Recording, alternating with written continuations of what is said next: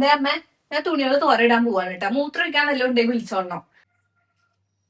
അവസാനം ബെഡിൽ അറിയാണ്ട് പോയി എന്ന് പറഞ്ഞിട്ട് നിക്കണ്ട. ഇല്ല മോളെ, ഇപ്പൊ കുറച്ച് നേരത്തല്ലേ മൂത്രമൊഴിച്ചത്, ഇനിയിപ്പൊ എന്തായാലും ഉണ്ടാവൂല. പിന്നെ ആ ഷീറ്റ് വിരിച്ചതൊക്കെ ഞാൻ നല്ലപോലെ അത് എന്തിനാ കൈകൊണ്ട് വലിക്കണത്? ഞാൻ ആ കൈ കെട്ടിയിരുന്ന വരെ ഉണ്ട് കേട്ടാ.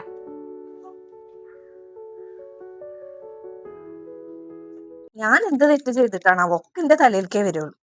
മോന്റെ മാത്രം അമ്മയല്ലല്ലോ, മോളെയും കൂടി അല്ലേ. പിന്നെ എങ്ങനെയാ ഇന്ന് വരാം നാളെ വരാന്നും പറഞ്ഞിട്ട് നീട്ടി നീട്ടി കൊണ്ടുപോവാ.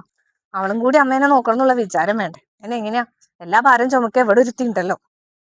അമ്മേനെ ഡിസ്ചാർജ് ആയിട്ട് ആ ഞങ്ങൾ ഇന്ന് ഡിസ്ചാർജ് ആയി പോന്നേ, രാവിലെ പോന്നിക്കണു. എവിടെ ഉറങ്ങാൻ പോയിട്ട് നടുവൊന്നും നിർത്താൻ പറ്റിയിട്ടില്ല. രാത്രിയാ തുടങ്ങും നമ്മുടെ ബഹളം. പിന്നെ കണ്ണൊന്ന് തെറ്റാ ട്യൂബ് പിടിച്ച് വലിച്ചിട്ട് ആകെ ചോര കളിയാണ്, ഒന്നും പറയണം.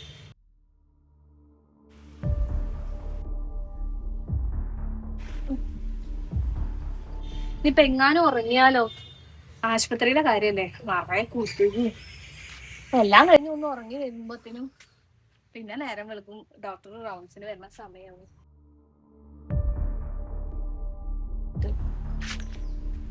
അയ്യോ എന്തോ അവിടെ തട്ടി വച്ചിട്ടുണ്ട്. പിന്നെ കാണാൻ വെച്ച്.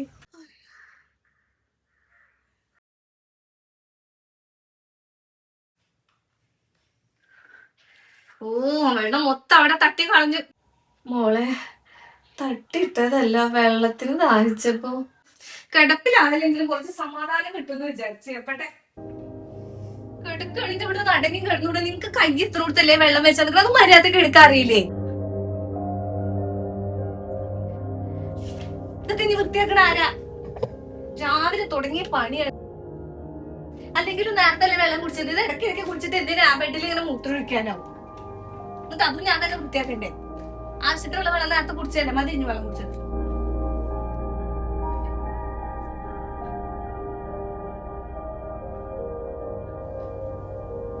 ഹലോ ഏട്ടാ, എന്തായി? ചേച്ചിനെ വിളിച്ചിരുന്നോ? ഞാൻ എത്ര പ്രാവശ്യം പറയും, സത്യം എനിക്ക് മടുത്ത്. എന്തത് ഞാനിങ്ങനെ നമ്മൾ ഉത്തിയിട്ട് മുതിറും പോയി പോയി ഇവിടെ നിൽക്കാം. അല്ലെങ്കിൽ സ്വന്തം മോളുള്ളപ്പോ ഞാൻ എന്തിനാ ഇവിടെ കിടന്ന് ഇങ്ങനെ കഷ്ടപ്പെടുന്നത്? ചേച്ചിക്ക് ഒന്ന് നോക്കിക്കൂടെ? എന്നിട്ട് ഇതൊക്കെ പറയാൻ എളുപ്പാ. ഞാൻ ജോലിക്ക് പോയിട്ട് എത്ര ദിവസമായി? ചേച്ചിക്ക് മാത്രമുള്ള ബുദ്ധിമുട്ടുകള്. ഇനി എന്ത് പറഞ്ഞിട്ട് കാര്യമില്ല, ചേച്ചി ഇന്ന് വരണം.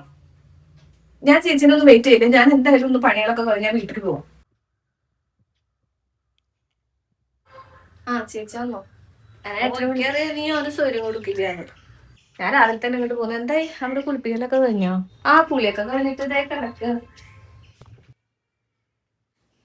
അമ്മേ, സ്മെല്ലുണ്ടോ? യൂറിന്റെ ബാഗ് മാറ്റിയില്ലേ? ആ ബാഗ് ഞാനിപ്പോ മാറ്റിയതാണല്ലോ. നോക്കാനും വയ്യ, കുറ്റം പറയാൻ വേണ്ടിട്ട്. എന്നാ ചേച്ചി സംസാരിക്കും. ഞാൻ ആ തുണികളൊന്നും ഫുള്ളായിട്ട് തോരട്ടിട്ടില്ല, ആകെ ഇട്ടിട്ട് വരാം. കുഞ്ഞിനെ കൊടുന്നില്ലേ? ഇല്ല, ഏട്ടന് ലീവല്ലേ, അപ്പൊ കുട്ടീനെ ഏട്ടന്റെ അടുത്താക്കിട്ട് വന്നു. നീ എന്ത് പണിയാ കാണിച്ചത് മോളെ? എത്ര നാളായി കുട്ടീനെ ഞാനൊന്ന് കണ്ടിട്ട്. ആ മോനെ ഞാൻ കൊണ്ടുവരണ്ട വെച്ചിട്ട് തന്നെയാ. ചെറിയ കുട്ടിയല്ലേ അമ്മേ, ഇവിടെ ഈ റൂമിലൊക്കെ വന്ന് ഇനി വല്ല ഇൻഫെക്ഷൻ ഒക്കെ ആയാലോ? അമ്മക്ക് ഇങ്ങനെ മുറിവും പിന്നെ മരുന്നൊക്കെ കുറെ കഴിക്കണല്ലേ. പിന്നെ എന്താ പാട്? ക്ഷീണൊക്കെ വിട്ടാ? ഓ ഇപ്പൊ ക്ഷീണൊന്നുമില്ല മോളെ, കുഴപ്പമൊന്നുമില്ല. മോളെ ഇങ്ങോട്ട് വാ, ഞാൻ ഒരു കാര്യം പറയട്ടെ. മോളെ, അമ്മ കുറച്ച് സണ്ടോടെ വന്ന് നിക്കട്ടെ. ഇവിടെ എനിക്കൊരു സുഖമില്ല മോളെ. മോളെ സ്വഭാവം എനിക്ക് അറിയണല്ലേ. ഇവിടെ അമ്മയ്ക്ക് ഇപ്പൊ എന്ത് കുറവാണുള്ളത്? അവൾ അമ്മേനെ നന്നായി നോക്കണൊക്കെ ഉണ്ടല്ലോ. ഓളിന്റെ കാര്യങ്ങളൊക്കെ നോക്കുന്നുണ്ട്, എല്ലാ കാര്യങ്ങളും ചെയ്തു തരുന്നുണ്ട്. പക്ഷെ എത്രയായാലും സ്വന്തം മോളെ പോലെ ആവോ? അവിടെ ആവുമ്പോ അമ്മയ്ക്ക് ഒരു സമാധാനം ഉണ്ടാവും. ചെറുതുള്ളതുകൊണ്ട് അതിന്റെ കളിയും ചിരിയൊക്കെ കാണുമ്പോൾ നമ്മുടെ അസുഖമൊക്കെ മാറിക്കോളും. എൻ്റെ അമ്മയെ കുളിപ്പിക്കായാലും മൂത്രവും ഇതൊക്കെ അവള് വൃത്തിയാക്കുന്നുണ്ട്. അമ്മയ്ക്ക് നേരത്തെ ഒരു മരുന്ന് തരുന്നുണ്ട്. പിന്നെന്താ, അമ്മയ്ക്ക് ഇപ്പൊ ശരീരത്തിനേക്കാളും വേദന മനസ്സിന്. ഇവിടെ കിടക്കും തോറും ഓളെ ചീത്തയും കേട്ടിട്ട്. എന്നാ ഞാന് 2 ദിവസം കഴിഞ്ഞിട്ട് അമ്മേനെ കൊണ്ടുപോവാം. ഇപ്പൊ വരാട്ടാമേ, ഞാൻ അവിടെ ഉണ്ടാവും. നമുക്ക് കിടന്നു. ആ മോളെ ശരി. ആ അശ്വിനി, പിന്നെ ഞാന് 2 ദിവസം ഇവിടെ നിക്കാന്നൊക്കെ വിചാരിച്ചു. മോന്റെ കാര്യം ഭയങ്കര കഷ്ടല്ലേ, അതുകൊണ്ട് എന്തായാലും അവിടെ നിക്കണില്ല. ഇത് കുറച്ച് ദിവസം കൂടി അഡ്ജസ്റ്റ് ചെയ്യും. ഞാൻ എന്നിട്ട് അമ്മേനെ അങ്ങോട്ട് കൊണ്ടുപോയിക്കണം. ആ നമ്മുടെ ആഗ്രഹല്ലേ. ആളുറങ്ങി. പിന്നെ എനിക്ക് വലിയ താല്പര്യമൊന്നുമില്ല കൊണ്ടുപോകാൻ. നിനക്ക് അറിയാലോ, ഹൗസ് വാമിങ് കഴിഞ്ഞിട്ട് അധികം ആയില്ല. റൂമിലൊക്കെ നല്ല പുതിയ ബെഡും ആലോചിക്കാൻ വയ്യ. അമ്മേനെ അവിടെ കൊണ്ടുവന്നിട്ടാണെങ്കിൽ മൂത്രമൊക്കെ ഞാൻ എന്താ ചെയ്യാ?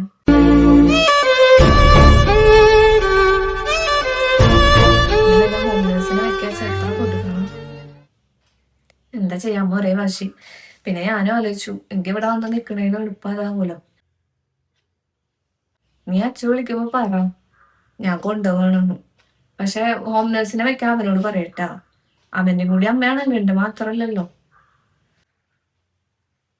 എന്നാ ഞാൻ ഇറങ്ങിയാലോ വിചാരിക്കുക. എന്തായാലും ഇനിയിപ്പോ അമ്മേനെ 2 ദിവസം കഴിഞ്ഞ് ഞാൻ കൊണ്ടുപോവല്ലേ. ആ ശരി മോളെ. അമ്മ കിടന്ന് ഉറങ്ങിക്കോ. ശരി എന്നാല്. എടി അവിടെ ആകെ ജാതി മണം, അവിടെ നിൽക്കാനേ പറ്റുന്നില്ല.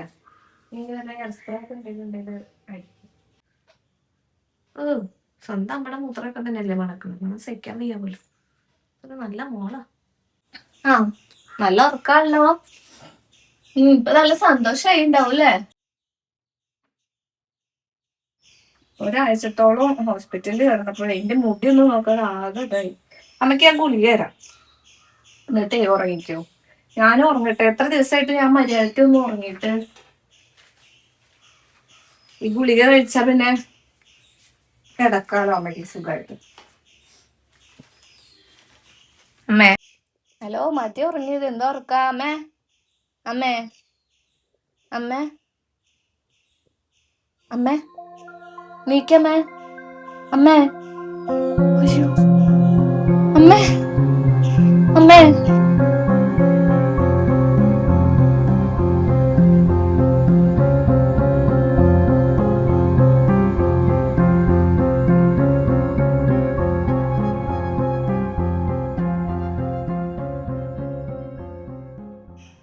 ഏട്ടനൊന്നും വന്ന് കാണാൻ പറ്റിയില്ല. അതാ എന്റെ വിഷമം. ഇത്ര പെട്ടെന്ന് അമ്മ പോകുമെന്ന് ഞാൻ വിചാരിച്ചിട്ടില്ല. എന്നെ അവനെ അമ്മ നല്ല കഷ്ടപ്പെട്ടിട്ട് നോക്കിയത്. ഞാൻ എൻ്റെ ഈ ജോലി തിരക്കും ഫാമിലിയിലെ കാര്യങ്ങളൊക്കെ ആയിട്ട് അമ്മ പ്രായമായപ്പോ അമ്മേനെ ശരിക്കും നോക്കിയില്ല. ദൈവമേ. ചേച്ചിനി ഇപ്പൊ ഒന്ന് ആലോചിച്ച് വിഷമിക്കണ്ട. ചേച്ചി ഇന്ന് പോയിട്ട് ഇനി എന്നാ വരണേ? നമുക്ക് അമ്മടെ ആ മാലയുടെ കാര്യത്തില് ഒരു തീരുമാനമാക്കണ്ടേ? ഏ ആ മാല ആ മാല ഞാൻ വാങ്ങിക്കൊടുത്താണേ. ഞാൻ ആദ്യമായിട്ട് ജോലി കയറിയതിന് ശേഷം അമ്മയ്ക്ക് ഗിഫ്റ്റ് ചെയ്ത മാലയാ. അതെ, പക്ഷെ അത് പൊട്ടിയല്ലോ. പിന്നെ എന്നിട്ട് പിന്നെ ഏട്ടനാണല്ലോ സ്വർണ്ണൊക്കെ ചേർത്തിട്ട്. ആ അവനെന്തോ ചേർത്തുണ്ട്. അരപ്പവന അങ്ങനെ എന്തോ ചേർത്തിട്ടാണ് എടുത്തത്. നമ്മുടെ ഹോസ്പിറ്റൽ ചെലവ് കാര്യങ്ങളൊക്കെ നോക്കിയിട്ടുണ്ട് എന്നല്ലാതെ വേറെ അങ്ങനെ ഇപ്പൊ അമ്മയ്ക്ക് ഒന്നും ചെയ്തിട്ടൊന്നുമില്ലല്ലോ. ഏട്ടൻ വിളിച്ചപ്പോ അങ്ങനെ പറഞ്ഞു. ചേച്ചിയോട് ചോദിച്ചു നോക്ക് എന്താ ചെയ്യണെന്ന് ചോദിച്ചു നോക്കാൻ പറഞ്ഞു. അല്ല അവനാ മാല വേണമെന്ന് പറഞ്ഞോ? അങ്ങനെയാണെങ്കി എന്താച്ചാ ചെയ്യാം. അമ്മടെ ആ കമ്മലും പിന്നെ ആ 2 വള അത് വയ്യാതെ കിടക്കുമ്പോ തന്നെ ചേച്ചി കൊണ്ടുപോയല്ലോ. അപ്പൊ ഇനിയിപ്പൊ ആ മാലല്ലേ. പക്ഷെ ആ മാല കണ്ടിട്ട് എന്റെ മനസ്സിൽ കുറച്ച് പ്ലാനിങ് ഒക്കെ ഉണ്ടായിരുന്നു. ഞാനും ഏട്ടനും ഞാൻ പറഞ്ഞല്ലോ ലോണിന്റെ കാര്യമൊക്കെ ഒന്ന് ശരിയാക്കാൻ വേണ്ടിട്ട്.